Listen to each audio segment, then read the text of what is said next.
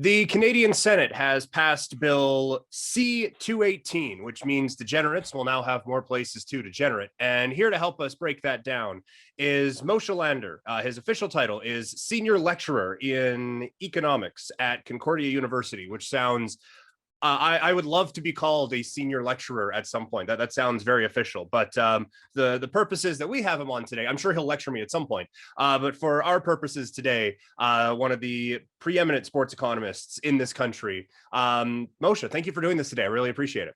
My pleasure. So Bill C-218 means single game sports gambling is now coming to the country of Canada. And a number of people in the circles that I roll with say, about damn time. This did feel like something that should have happened a very long time ago. I guess before we get into the benefits of this, what took so long? Morality. It's pretty much nothing more than that, right? And so it's the same reason why it took so long to legalize marijuana or to legalize gay marriage or to extend same-sex benefits in the workplace. It's just a matter that morality has changed, and a lot of the things that we thought were amoral or irresponsible, we kind of realized are in fact not that much of a problem. And so this is just one of those things that the time has come where we realize that if you can bet on a single horse race, why can't you bet on a single hockey game? And once you start realizing that, yeah, there really is no different there, then it all of a sudden it passes through no problem after a decade of trying. For a lot of the reaction we've been seeing, oh, this is big for teams in this country. Can you explain how the teams in Canada now can benefit from this? The teams themselves aren't going to really benefit much directly, right? It's not like when you bet on the Toronto Maple Leafs to lose in the first round. It's not like the Leafs get any portion of that, right? We're all familiar as sports fans with Pete Rose and gambling on games and what that does to anybody who participates directly in it. So, it's not going to affect the teams in that sort of direct way. Where it is going to affect them is that, generally speaking, if you have a little bit of skin in the game, you're more engaged with the game. And so the idea then of making the sporting experience a little more fun because you have a little money riding on it, that means maybe more eyes on the TV, more bums in the seats in arenas, more sponsorship dollars then, because if you know that you have more people watching, then you're going to be able to have more sponsorship, and that eventually trickles down to the team. And in fact, the players are going to benefit too then, because more revenues for the team means more salaries for the players too. And one thing that I've seen a few people talking about is in arenas now potentially having like some kind of a kiosk or some kind of a sports book or something like that. Like I do still think that there is a bit of a complication with teams basically getting a cut off of gambling, but do you think that's something that teams can maybe take advantage of? They could, and I think that you're dead on the money there, no pun intended. You are going to see that, yeah, they're going to start opening up kiosks, and so in that sense, if you view that as being that the teams benefit by charging a tenant rent, fine. But the fact is that whether that's a hot dog stand or whether that's in-game betting, that's not going to really change their bottom line all that much. But no, it's absolutely the case where you and I go to a Flames game and you're getting up saying, hey Moshe, I'm going to the concession, you want anything? Yeah, here's $20, grab me a hot dog and put down the over under on the second period outcome, right? Forget the fact that you can bet in single games. It's coming to a point where you're going to be able to bet on within period, or on the same way we have like prop bets within the NFL, especially at Super Bowl time. Is the next penalty call going to be for or against the Flames? I absolutely see that is the direction where we're heading. I just don't know that it's going to amount to a huge amount of money for the teams because they're already using that space anyway. What about for leagues? And I guess specifically a lot of the focus, because this league is the only one that's exclusive to Canada, is the CFL. And coming off of a year where they didn't play, I would suggest a bottle drive would be an economic boost for the Canadian Football League. But this is something that a lot of CFL reporters are saying is a big deal for this league. So I will ask you, is this a big deal for the Canadian Football League? I feel like we're doing, the old pardon the interruption. Is this a big deal or a little deal or no deal? Right. So I'll downplay it and I'll say that it's a little deal. I don't think it's a big deal, but it's not no deal. The thing is that with gambling, you need deep liquid markets, much in the same way that financial markets work well.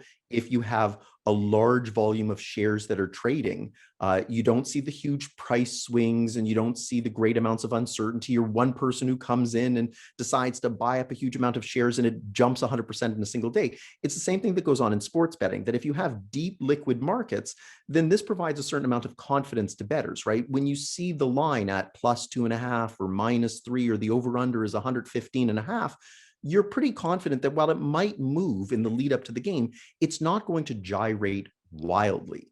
And that's the one thing that will scare any bettor, is that these huge swings in the line because there's a bettor that comes in at the last minute. The NFL doesn't have this problem because even in Canada, we bet on NFL games. It's not the reverse, though. Americans are not going to start becoming really interested in the Labor Day Classic between the Stamps and the Elks, because there's just not a lot of money that's in play there. And so the fact is, you're not quite sure what you're seeing. Even if you get Vegas touts to put the line at a reasonable number, the fact is there's just not enough money that's being bet there. So on the one hand, it is good for the CFL that it's going to at least create a more liquid and deeper market. That's good. But they'd be fooling themselves if they think that all of a sudden this is going to start competing with the NFL, and probably not even on the same level as the NBA or the NHL in game day betting. So probably the sums are going to be really small. And the fact is that most CFL fans are hardcore fans to begin with. And the marginal fan that's going to come over because, hey, I can now gamble in the middle of the summer on a Bombers versus Red Blacks game, I don't know that that's making the huge incremental difference to the CFL. So it's a little deal, but not a big deal. So it does kind of sound like the benefits for teams and leagues are more indirect than these things are going to directly put this money in your pocket. It's more, this will generate interest, which generates people spending money on your product. Is that kind of the read I'm getting? Yeah, and that's probably the biggest element of it, right? If you're legalizing gambling, it was always legal, I shouldn't say that. If you're now allowing like single game, there's clearly this move towards more liberalized views of gambling. So if we want to look further down as to maybe what the next evolution is, you can see that how many podcasts are now affiliated with, say, DraftKings, right? Right. In the podcast world, the Dan Le Batard deal for $50 million to get in bed with DraftKings. This is a game changer in terms of the way that the gambling sites are getting involved with commercial enterprises. You now have a hockey team in Vegas. You now have a football team in Vegas. When the NBA expands in the next decade, there's going to be an NBA franchise. Major League Baseball, whether it's the Oakland A's or somebody, they're heading for Vegas too. So the fact is that kind of that fourth wall in sports of that gambling is just something to be shunned is being relaxed. So how long then until somebody comes along and says, all right, I want to put DraftKings on top of the new Saddle Dome. And so rather than it being Scotiabank, it's going to be the DraftKings Saddle Dome, right? Teams there are going to be able to find then that there's revenue sources by trying to capitalize on the relationship between the gambling element. We still tightly regulate it here through the government. But the fact is that the direction then is that, well, if the government can run it, why can't a private enterprise run it as well, as long as you put in safeguards? So I think that it's probably not the short-term gain that they're really looking at. It's that 5 to 10 years down the line that they're saying there might be some real money there if people get really relaxed about the way gambling works. I'm someone who I will say partakes in this particular enterprise. So obviously I'm looking at it through rose-colored glasses. Is there a downside to this coming into law now? You're going to hear some people say that it increases the likelihood of match fixing, right? So the idea of the minimum 2-game parlay to participate in gambling was that there's really nothing to be gained there by fixing a match, because even if you manage to fix one, you still have to go about trying to fix a second. And the idea is that the more games you try and fix, the more likely you're going to be exposed. So the risk now, of course, is that maybe there's a greater likelihood of match fixing. I don't buy that for a second. The fact is that Ben Simmons is making that ridiculous pass because, he's got something floating around in his head that has him risk averse. It's not because he's taken $1 million on the sly here from somebody, 1950s style mafia payoffs or anything like that. So that's probably unlikely to have any sort of effect. And the fact is that leagues are way more vigilant now, and they have way more data to see that if something weird is going on, they're going to see that analytically. And that's going to be the type of thing that prevents that from happening. So there's the potential for a downside there, but I think that's small. The other one, of course, is that everybody is always worried about the idea of addiction and the social problems that come with gambling. A low income person and a high income person putting $10 down on a game is not the same $10, because as a portion of income for the low income person, that's a greater portion of their income for sure. But also low income people tend to need to spend all of their income on the basic necessities, rent, clothing, food, and things like that. And so they probably don't have as much disposable income that they can afford to lose on a gamble. So there is the fact that you might find that this creates maybe some greater social problems. But even there, I would also try and say that that negative side of things is probably offset by the fact that they're already gambling, but it's just Right. being done offshore, or it's being done underground, or it's being done in a way where you can't track what's going on. Bringing it above board, bringing some light into this industry makes it easier to identify problem people and get them the help that they need. So I don't see that there's a huge amount of downside here from a financial aspect, even from the social issues that tend to come with gambling. It's probably not a huge deal. And the fact is that I don't think the Windsor is going to turn into the next Vegas. Niagara Falls is not going to become the next Atlantic City or anything like that. But the fact is that they were running models through gambling based on table games, card games, the video display terminals and things like that. This might give them an element where they're not going to steal a huge amount of money away from the US, but the idea that we can now do it here in Canada just means that there is a financial aspect that the government can take advantage of. And so I just don't see that there's a lot of downside here. And I think that's why it passed so easily yesterday. The government taking advantage is kind of the next place I was going to go. And this is a sports show, but I mean, I live in Canada, so, having more money coming in isn't necessarily a bad thing. You mentioned marijuana in kind of the opening of this, and this kind of seems along those lines of people are doing it anyway. Let's make some money off of it. And we've already talked how the teams and leagues kind of benefit indirectly from this. So I would guess the direct benefactor then would be the Canadian government. Yeah. Yeah, as long as they continue to monopolize the industry the way they have been for the last 20, 30 years, they're going to be the main recipients of it. There's probably still going to be some element of underground betting that goes on, and people that aren't quite ready to kind of go through the government sponsored, even with single game betting. But yeah, the reality is that give or take, there's maybe somewhere in the vicinity of maybe upwards of $10 billion that's being gambled in Canada that's kind of circumventing government rules by introducing single game betting. If you're capturing half of that amount and then you're taxing on that amount, look, it's not going to eliminate a $350 billion deficit, let alone deal with a debt that's in the trillions of dollars. But at this point, when you're running that deficit in the hundreds of billions, every $1 billion counts. And so its time has come. And yeah, the government's going to be the big benefactor. If they're looking to try and benefit society, of course, they can channel some of that into increased education about gambling and the potential perils, providing social services support to help with that. But they can also channel that money into things that would help broader society, whether that's infrastructure projects, expansion of the Green Line and things like that, where you can provide support then to broader society so that it's not just going to particular segments that maybe don't need the money, or you can get it through other sources. As far as the teams and the leagues are concerned, this hasn't necessarily been a financial windfall for them the last 18 months or so. People are allowed back in buildings now, and that's been awesome to see in the playoffs. But in Canada, that was not a luxury that was provided. I'm imagining we're going to see a few things to try to get a few more dollars brought into these places. Well, what are some other things you anticipate teams trying to kind of make up for what's been lost over the last 15, 18 months? The fact is that they're not going to be able to make back a lot of the money because it's not like you can hold an extra season, right? So during the pandemic, one of the things that we saw was, there were certain businesses that will be able to recover their losses, say like restaurants and bars. Hey, listen, I was used to going to this restaurant once a week. Now I've saved enough money over the last 18 months that I'm going to go 2 times a week, right? So you'll be able to claw back some of that, right? But a haircut is not something you can say that, well, I missed out on 6 weeks worth of haircuts because they were closed. So now I'm going to go every other day to get a haircut, right? That money's not coming back. So it's one of those things that we're not going to have an extra season. We've seen, in fact, that the number of injuries has increased substantially in the NBA playoffs, the number of all-stars that have been missing games.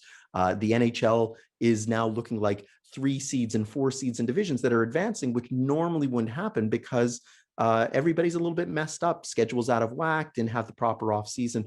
So they're going to have a hard time clawing back some of that money. Medium to longer term, other than the fact that, of course, the NHL has a brand new TV deal that's worth billions of dollars. Women's sports have captured the public imagination in a way that it hasn't in the past 20 years and maybe shows signs of growth there. The big kind of moneymaker is going to be that we're about to head into a cycle of stadium and arena redevelopment. And one of the weird things that you're seeing counterintuitively is that small is beautiful. The old 20,000 seat hockey arenas are now being replaced with 18 or even as low as 16,000, where you might think that that's a revenue loser. The fact is that as you constrain the supply of seats, the price is going to go up, and that price increase is going to offset the decrease in seats. Baseball's about to go through that as well, and we're seeing that beginning even a little bit before the pandemic. So they're going to start changing the way that their model works. They recognize that the money is coming from TV deals. Baseball makes way more money through creating 160 nights of programming than by bringing 50,000 fans into a cavernous stadium. So you're going to see that probably accelerate in the next little while. And there's going to be this lean on governments where they're going to say that, look, if you want to help rebuild your economy, building an arena or building a stadium will bring those benefits, even though that's not true.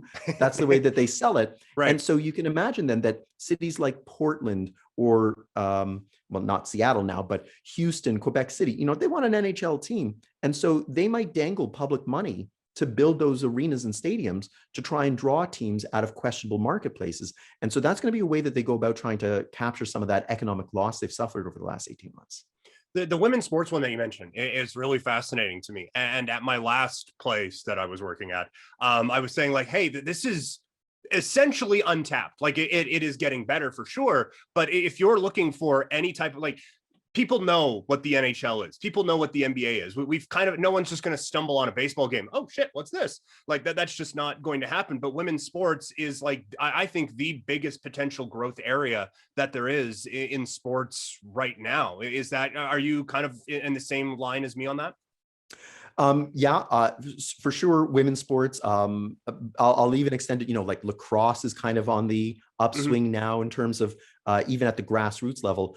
Soccer, right? The CPL is gaining ground. You know, a couple months every year. I'm usually in Halifax, and I can't believe the way that the city has just completely taken that brand new team into its own. In Calgary, of course, as well, right? The way that the team has become a part of the community is rapid, and it's shocking, and it's showing the changing demographics of Canada, and that's, I think, a good thing, right? You know, if you take a look at baseball fans or even hockey fans, right, they're increasingly old, white, and male. And the fact is that the demography of Canada has changed radically in the last 25 years in a way that those are becoming an increasing minority. And so sports that tap into more global sorts of dynamics, right? So soccer is going to be much more interesting to immigrants. The success of the Raptors create an entire generation now of Raptors fans that are not Leafs fans. A half century of losing has cost them dearly in terms of long-term fan support. And so women's sports are one of those growth areas as well then, where it's a solid product. Many of the players that we're seeing today are the beneficiaries of Title IX in the US, better training.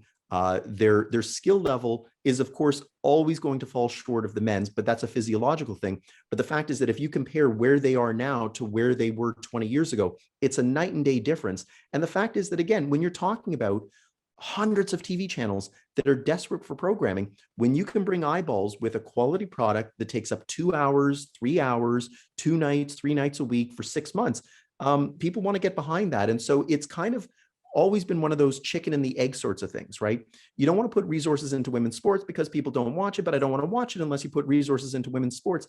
And I think kind of now the situation is starting to resolve itself that, wait a second, we do want to put resources in because we need something on TV. And then that money is starting to filter down. And you can see that in the recent announcement, for example, where, salaries in the WNBA have been increased, still not on a par of multi-million-dollar deals like we're going to see for Giannis or other free agents coming up. But the fact is that there's money there, and there's now the promise of a career there. And that's going to create another generation then that 10, 15 years from now, we're going to be talking about how much better the product is there because more resources are being channeled into it.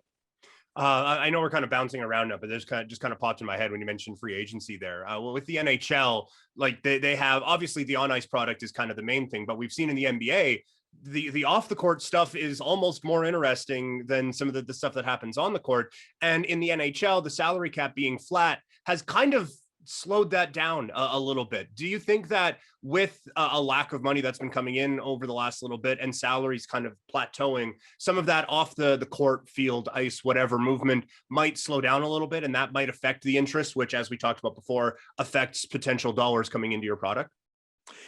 It could, but that would only be a temporary phenomenon, right? Right. We should expect that next year we're going to be back to full arenas and the regular sort of schedule. There's the Seattle franchises coming into play. And so, that in itself, they're going to travel through 31 other cities, and every one of those cities is going to find that when Seattle comes, there's going to be a sellout, because even though it's an expansion team, everybody wants to see the expansion team, or, the merchandise sales are going to jump for Seattle. They're going to be up near the top. There's an expansion draft coming. So, I don't know that it's going to cause a huge amount of consternation in NHL head offices. And the interesting thing is that with a flat cap, the people at the top end of the market are still going to get theirs. And the people at the bottom end of the market are still going to get theirs because they're at the bottom end of the market, right? So you could almost imagine that the middle end of the market could actually create a very interesting offseason, because how do you manage to keep everybody under the cap and under contract? It's usually the middle that gets squeezed. I guess that's kind of a parable for the real world as well, where it seems that it's always the middle income that gets squeezed. But, they're going to be the ones that are going to have those salaries that you start looking at value for money and try and shed some of those contracts. So you could find that there's actually a fairly interesting off season as people try and figure out how do you dump these salaries, trade them out for future picks, and try and get your books to balance before the next season. So it could actually be interesting. We talked about arenas before.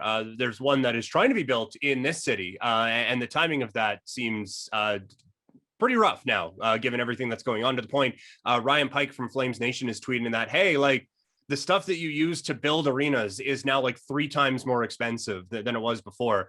Do you anticipate that sort of a thing being an issue over the next little while? As we talked about before, new stadiums is a new way of kind of generating revenue and generating excitement. If it's more expensive to build the damn thing, that might be a bit tricky, though. Yeah, and it's not only that it's more expensive, but they're lasting a shorter amount of time as well, right? Mm-hmm. So the idea of the Montreal Forum or Chicago Stadium or Maple Leaf Gardens lasting for 60 years, first of all, those were anomalies anyway. But if you take a look at what's going on, say, with the Texas Rangers or the Atlanta Braves, both of them, I think, are on their 3rd stadium in the last 25 years. So they're starting to cycle through them almost like people cycle through their laundry. That's a worrying sign then, when a lot of these cities or a lot of these franchises are going to cities and holding them hostage, right? The leagues aren't stupid. And so they know that if you have a league of 32 teams, but you can keep 36 cities interested, you can play them off each other. Edmonton did it to perfection, right? They couldn't get the money for that arena. And then all of a sudden, you see people starting to surface in Seattle taking a vacation and leaking that information to the Edmonton Journal. And next thing you know, the city and the province are falling all over themselves to provide $250 million to build that arena. The Flames tried that as well, right? We saw that Brian Burke, among others, was talking to the Chamber of Commerce in Calgary and saying, we could go to Houston, and apparently the leaders of the city don't understand the benefits. The fact is, the city understood there aren't economic benefits that actually come from that. But if you can say that if you don't see it, maybe Houston does, maybe that's the type of thing that you end up with $250,000 in public funds going into that new Saddle Dome. And providing sort of ancillary benefits and commercial development around the site and things like that. Studies don't show that it brings a lot of economic benefit, but it is one of those things that in the coming decades, you don't want to be the politician that lets the Flames leave town. So you're going to be the one then that makes sure they get the money, even though you know it's never going to pay itself off, because you're just going to assume that the public is a certain level of ignorant, that by the time they realize that money's never materialized, it's not your problem. It is kind of crazy that happens, though, right? Like there are, I don't know, I'm sure someone has put it together, but it's at like gosportsteams.blogspot.com. Like I just, there are so many studies that say, hey, this doesn't really pay off any investment that any cities put into this, and yet it's playing on egos and, well, you don't want to be the guy who lets this leave. Like that is the only argument for it, and it works, and it will never cease to amaze me. It's stunning, right? So Concordia is in Montreal, and so the backdrop of the east end of the city is that disgusting 1976 monstrosity of the Olympic Stadium, right? If you want a concrete slab to fall on your head, you know where to go take a tourist destination. But the fact is that these things are built more often than not for political reasons. And there was a recent study a few years ago. I won't bore you with the details, but it basically took a look at what would happen if you took every Chicago sports team and had them leave town. What would be the economic impact on the city? And the fact is that the number was approximately zero. And so I'm saying, as a sports fan, like, don't get me wrong, I love going to Flames games, right? I love going to Stamps games, and my heart bleeds with sports, and I love it beyond just academics. But the fact is that we do put an outsized amount of interest in sports. It gets its own section of a newspaper. It gets its own section on the 10 o'clock news. You have podcasts that are directly devoted to sports. But we don't get excited about Walmart and their profit announcements in the way that we get excited about, are the Flames going to be able to keep their second line defense pair together next year? So the fact is that when you start to realize that this plays this outsized role, right? How many times do we refer to the Flames as we or us, and the opposition as them? We don't talk about Walmart that way, right? Right. I'm so proud of our Walmart. Even the Walmart employees probably don't talk about Walmart that way. So, we do put an outsized proportion. And so politicians will just recognize that there's votes in it. And how many times have we seen them embarrass themselves, mispronouncing names or not really knowing how their team is doing, but they want to try and appear as a person of the people. And if the people's opium is sports, they want to be affiliated with it. And so when it comes time then to being able to say, you put money into this arena, you put money into this stadium, or we'll find somebody who will, you can't be the politician that's always going to be remembered for letting them go. Mention the name Marcelo Boo in Quebec City and see what happens, or Art Modell in Cleveland, right? They burned that guy in effigy, literally, because he took that team to Baltimore because they offered him a stadium deal. The fact is that politicians realize that that's going to stick much longer than I delivered you a green line on the C train, right? And Right. so when trying to figure out how to allocate those limited resources, it goes into sports disproportionately, even though it doesn't bring the benefit. It's just, everyone dreams of being associated with something that generates such passion in the public.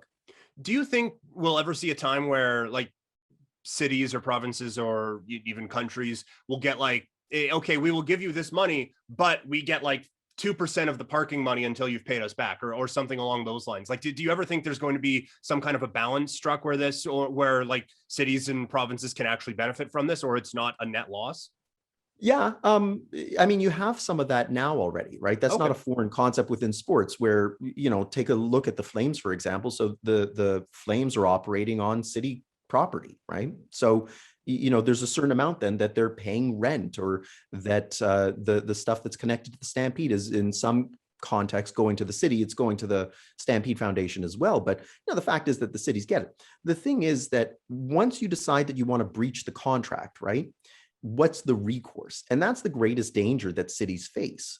If I build you the arena with my money and rent it to you, where is your commitment back to me? Right. So it's kind Right. of like in a relationship, right? That if you make a commitment to someone, it only works as long as they're making a commitment back to you. Once they pull that commitment, what is your recourse? And so, if the Flames decide that they want to breach their contract and they want to head for Houston, they can say to the city, go ahead, sue us. The city might realize that whatever they hope to recoup in terms of lost money is probably going to be washed away in legal fees and delays and decades worth of acrimony. And so it's probably one of those things that they just shrug and say, well, they hold the cards here, that the power imbalance is in a way that the city is always going to be in the weaker position negotiating, because the leagues understand full well that you always want to keep other cities salivating. And all you do is you just occasionally leak that out into the press that, the Padres are unhappy with their stadium deal. I don't know, maybe they could go to Vegas. Well, all of a sudden then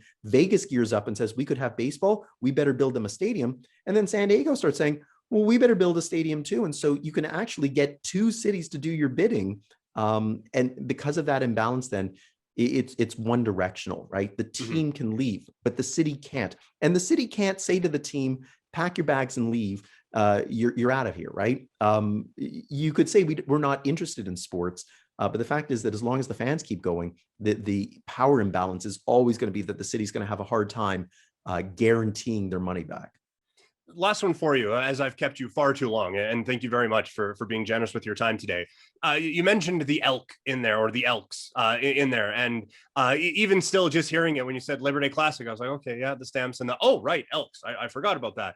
But I've always found it a little interesting that teams, specifically the ones who had names that were controversial, were so against changing it, because I kind of felt, okay, like you have all of this history, more in Edmonton than in Washington, but you have all this history attached to this one name. However, you now have mucho more merchandise that you can sell. Like, everyone wants a new Elks hat and all of this stuff in Edmonton. How much of a financial gain, I guess, is there for being able to sell new merchandise with new names on it and stuff like that?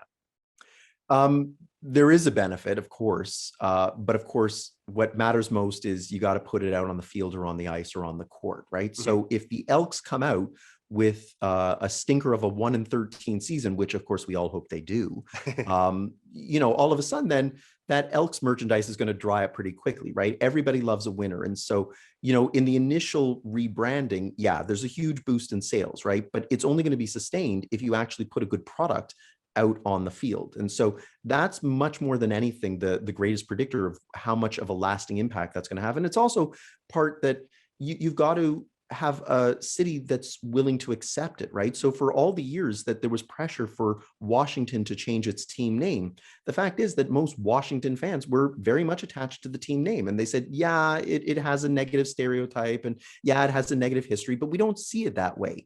We don't say it within that context. When we were saying hail to the team name, it wasn't meant in a derogatory way. The Braves fan will tell you that the tomahawk chop and chant is not meant as an insult. It's meant as a team supporter. So, if the team's fans say, we're ready, we're okay with changing it, you put it out to public consultation, you have a contest and naming, and that's the way that you can build it into the city then, where they're going to be supporting. Just on a side note, they went with the Elks and fine, whatever. I think maybe tongue in cheek, they should have gone with like the Elkskimos. And then they could have really done a nice job there, kind of keeping that tie. But Mhm. the fact is that you can name the team whatever you want. If the team's a clunker, nobody wants to be caught dead wearing the green and gold Right. for that team, right? So that's more than anything what needs to matter. And usually then what you would do is you try and do a name change or a color change or a merch change when the team is on the ascendant, because that way it helps bake its way into the public consciousness.